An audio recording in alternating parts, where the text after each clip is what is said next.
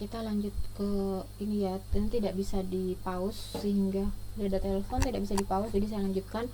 Untuk aliran super kritik, jadi kemiringannya sangat curam, kemiringan dasarnya sangat curam, sehingga posisi dari ini pergantian dari aliran yang seragam normal ke transisi terus menuju ke turunan seperti ini.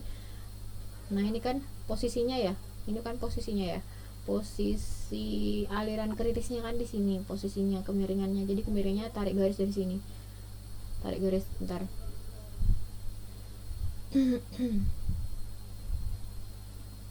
Nah kalau ini kan kemiringannya tadi gini kan, kemiringannya gitu ya, kemiringannya lebih tinggi. Terus yang selanjutnya yang kritis ini juga kemiringannya seperti ini. Nah terus yang sekarang, kemiringan yang kok kritis ini kemiringan dasar ya, kemiringan dasarnya ini pokoknya kalau cara tahu kemiringan dasar ya sejajar sama kemiringan dasar saluran. Nah ini kritisnya kan ngikutin yang setelah di sini, setelah transisi di sini tarik turut. Nah ini kan ya, setelah transisi lurus.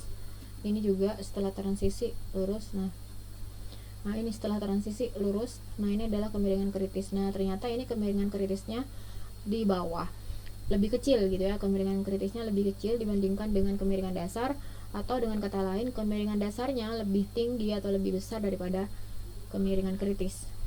I0 nya lebih besar daripada IC nya. Nah ini yang terjadi aliran superkritik gitu.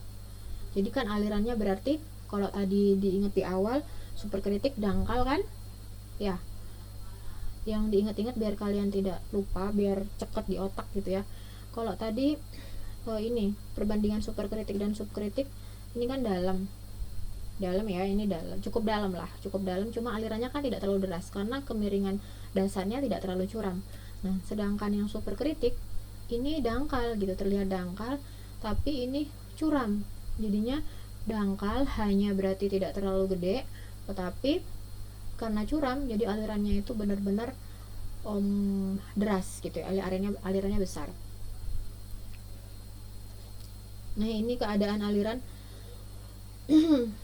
yang dikendalikan oleh bagian hilir.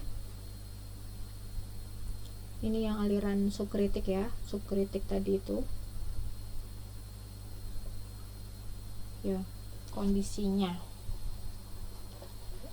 Ini kalau ada bendungan, kalau tadi kan tidak ada bendungan, langsung los gitu ya. Kalau misalnya ini ada bendungan, ini kalau tidak ada bendungan kan los. Nah ini kalau ada pengendali, jadi kalau ada pengendali aliran subkritis, jadi tadi aliran subkritik itu kan dalam agak tinggi, terus alirannya juga nggak terlalu deras. Jadi kalau dia mengalir, maka ketika nyampe sini kan cenderung akan balik toh, gitu, karena kan tidak terlalu deras alirannya. Nah kalau yang kemiringan kritis itu kondisinya ini ya, kemiringan kritis kan sama dasar saluran dengan kemiringan kritisnya sama, praktis jadi mendatar gitu, alirannya mendatar. Nah kalau superkritis karena sangat curam jadi terjadi lompatan hidrolik. Ini kan serut udah dangkal, terus ini kalau ketemu bendungan ya kondisinya serut naik, jadi karena deres banget kan. Kalian bayangin deh dari sebuah ketinggian gitu ya, tadi sudah kalian lihat di sini curam gitu ya, di sini curam kritis, terus kemudian di sini ada bendungan.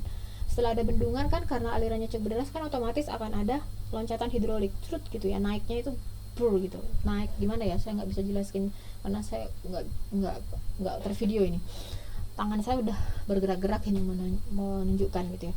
Jadi kan ada loncatan hidrolik di sini dari yang rendah ke tinggi gitu, itu superkritik. Jadi kemiringannya itu sangat curam, kedalamannya ini rendah, tapi alirannya sangat deras. Jadi bisa di logika ya, semua itu kalian bisa logika kok, terutama karena ini sains, bukan ilmu magic gitu ya, kalian bisa melogikakan semuanya.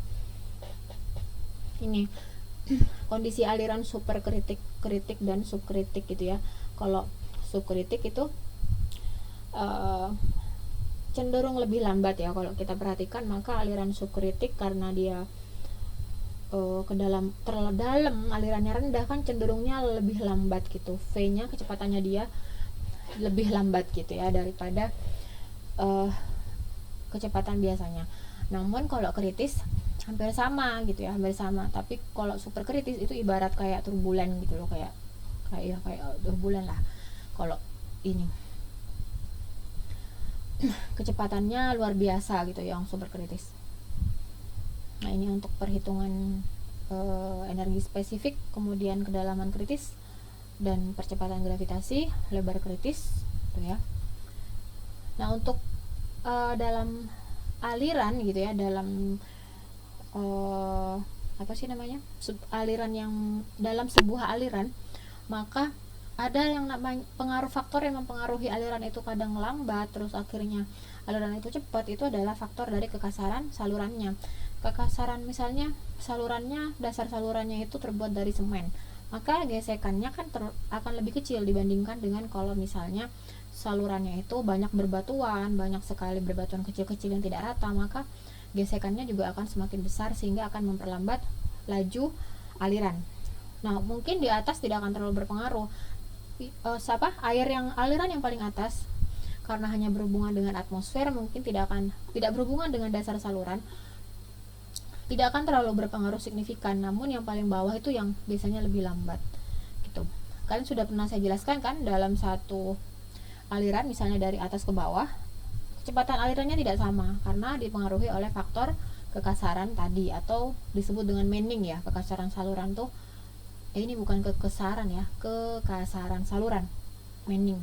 Nah, ini rumusnya tuh per NR pangkat 2/3 IF 1 pangkat 1/2, dimana V-nya itu adalah kecepatan aliran M per sekon, meter per sekon, N adalah angka kekasaran mending, yang ini biasanya sudah dilakukan berdasarkan penelitian oleh peneliti, oleh Manning ya, oleh Chesney dan Manning.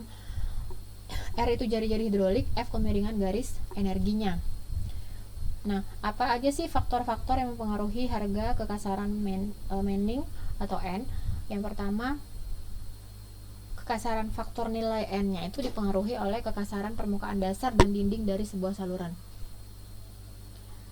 Dan yang kedua, adanya tumbuh-tumbuhan yang biasanya tumbuh di sekitar saluran, entah yang tumbuh secara alami atau yang memang dibuat gitu ya, tapi memang biasanya rata-rata tumbuh secara alami. Yang ketiga, ketidakteraturan bentuk penampang, seperti tadi ada yang salurannya itu dibuat secara dibuat oleh manusia, biasanya kan lebih teratur, dikasih semen sehingga gesekannya itu berkurang. Namun kalau secara alami seperti yang di Sungai Sumber Kola itu kan alami banget, sehingga batu-batunya di bawah itu gerinjil-gerinjil, banyak, ada pasir, ada batu kerikil-kerikil, ada batu besar, sehingga sangat tidak teratur, gesekannya pun, gaya geseknya pun macam-macam. Kemudian alikmen pada saluran, sedimentasi dan erosi. Terjadinya sedimentasi dalam sebuah aliran, dalam sebuah satu bagian saluran. Kalau sisi satunya itu ada sedimentasi, biasanya sebelahnya erosi, apalagi kalau terjadi dibelokan. Ada gaya sentrifugal di situ. Ada sentrifugal, ibaratnya kalau naik mobil atau naik motor, miringnya itu kalau belokan biasanya lebih miring ke arah kanan. Kalau terlalu cepat kecepatannya, maka dia akan lebih miring ke arah kanan.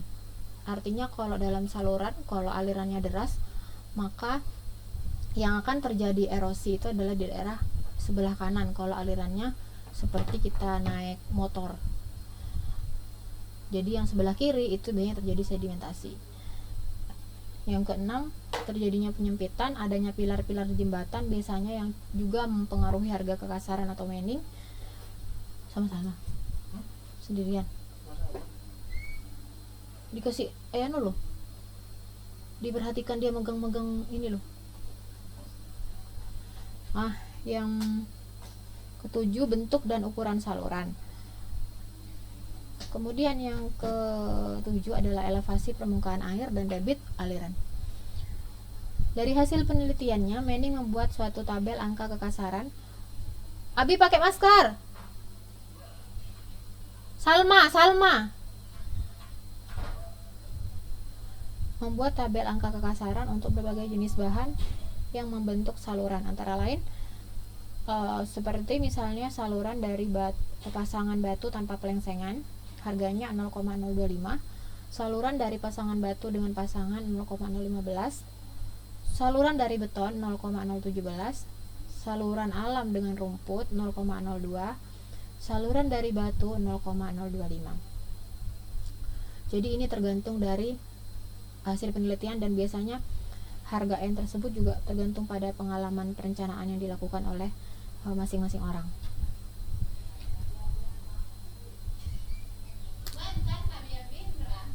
Hah?